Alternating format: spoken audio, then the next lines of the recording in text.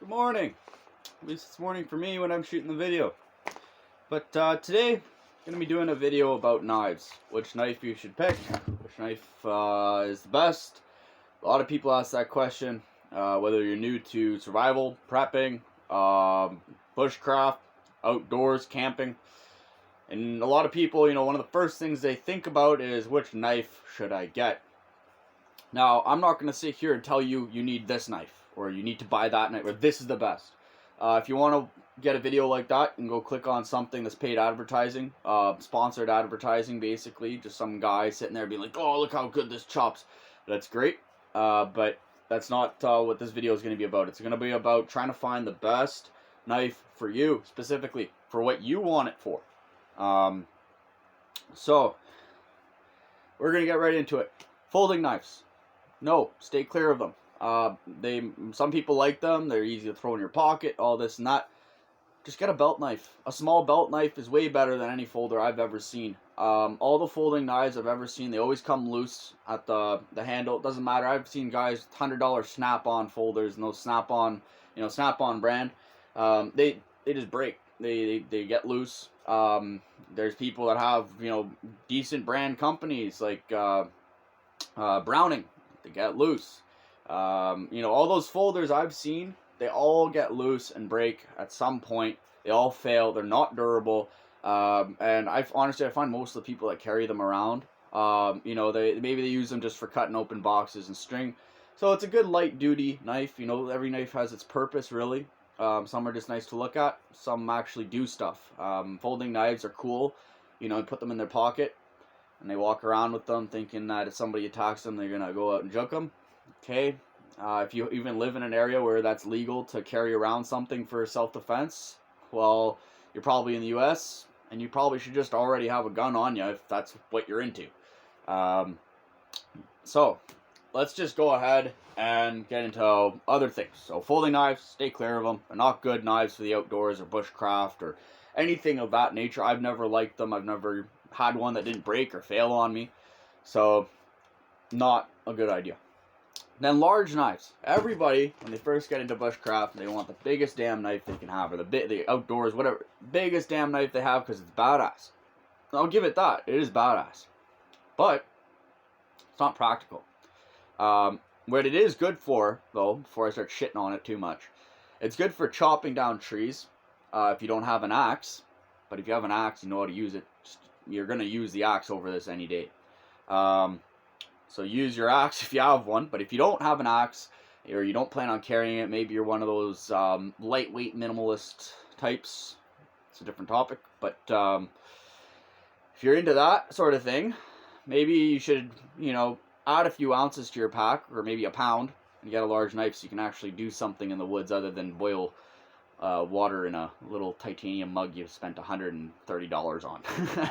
So, get yourself a decent knife. If you're like a big knife, if you want to chop down trees, you can probably chop anything about this round. There's something about this size. I think it's a 9-inch blade length. And then you could also split wood with it. That is two things that this knife will do and is good for. But when it comes to daily tasks around the camp, chopping, not chopping, but cutting cordage, things like that, it tends to be awkward. It tends to be too big. Whittling, I never concur with this thing. I've tried, I get a stick or whatever. Here's a piece of wood from my wood pile. And I can do it, but it takes a lot of effort. You see, and that's dangerous. It's slipping all over the place. And that's sharp. I did sharpen that earlier. And then here, this is my daily carry. It's my finished Puko. Okay? Just watch. Way more control. I can control it. It doesn't slip. So I'm putting shavings all over the place. But you get the point. A small knife is easy to control. A large knife is not. So if you want to get a good bushcraft knife, smaller knives are always the way to go. They're more controllable. They're nimble. That's the wrong sheath. I almost tried to do that. That would look funny, eh? But they're small. They're nimble. They'll actually get the task done around camp that you want them to. So, that's that then. The next thing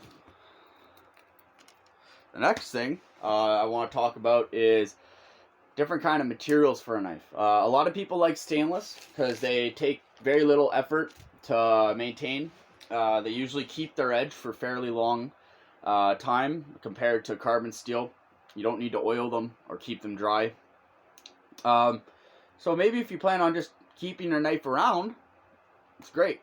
But if you want to use your knife, you should be taking care of it anyway. If you even I don't like stainless steel personally, and I'll get into that why my gripes with stainless steel. Here's a stainless steel knife, and it's a gorgeous knife. It's a Yukon Jack, absolutely beautiful, antler handle, probably handmade, custom, but I don't like it because it's stainless steel. It's impossible to sharpen with the stone and a straw, which is how I'd like to sharpen. So you need to get a diamond sharpener for this. And it takes a long time to sharpen it to a decent edge. So once and if you actually do use your knives often, you're not going to want a knife that takes a long time to sharpen. Even if, because it's a lot easier to spend 5 minutes at the end of every day if you want.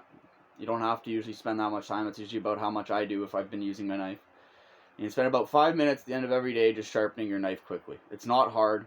You should learn how to sharpen your knives. That's sort of getting into the next topic, but so stainless steel holds an edge for a while. It's a pain in the arse to sharpen. So do I recommend stainless steel? I don't. It's appealing for a lot of people, and I can understand why. But at the end of the day, if you actually are going to be using your knives for more than just cutting open boxes and string, then you might want to go with something that's carbon steel. So, carbon steel. Here's a Mora knife. It's a Mora knife. And I don't remember which one this is. I don't remember which exact type, but it's a good little knife.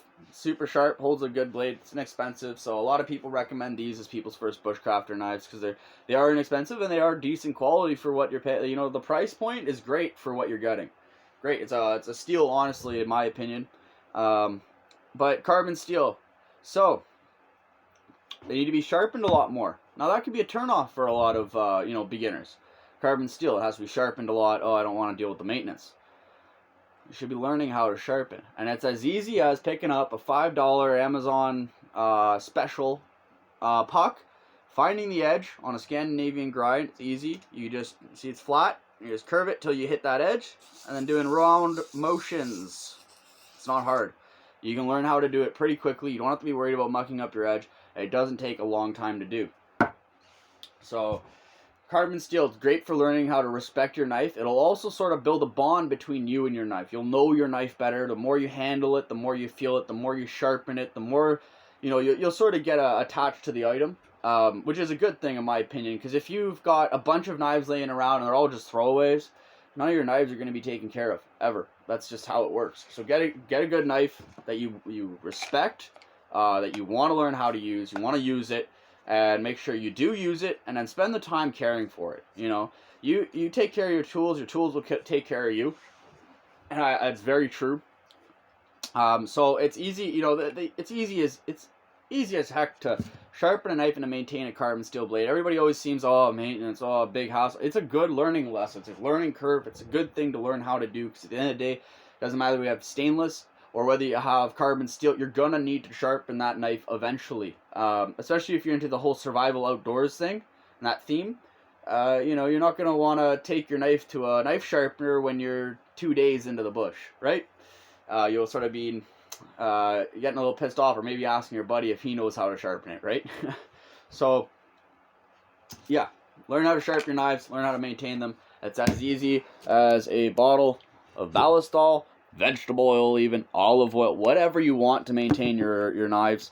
You just sharpen them, oil them, and throw them back in your sheath, and it's as easy as that. I'm making it sound a bit easier, but it is pretty darn easy to sharpen a knife and to care for them properly. It doesn't take much practice at all. It's one of those things you just learn by doing.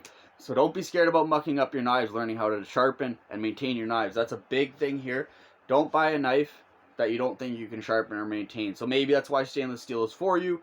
But again, then you're still going to need to learn how to sharpen a stainless steel knife, which in my opinion is harder. If I was just starting out today, I would not want a stainless steel knife because they're impossible to sharpen. They're ridiculously hard to sharpen. And if I would just give up, probably, honestly, because you would feel like you're getting nowhere. You would sit there with a stone or whatever, like this, for 5-10 minutes, and you wouldn't get anywhere with it because stainless steel doesn't sharpen with the stone, and you need to go buy a $50 diamond sharpener set. So, carbon steel, carbon steel, carbon steel, carbon steel. Learn how to maintain it, learn how to sharpen it. Small knives, no folders. And so,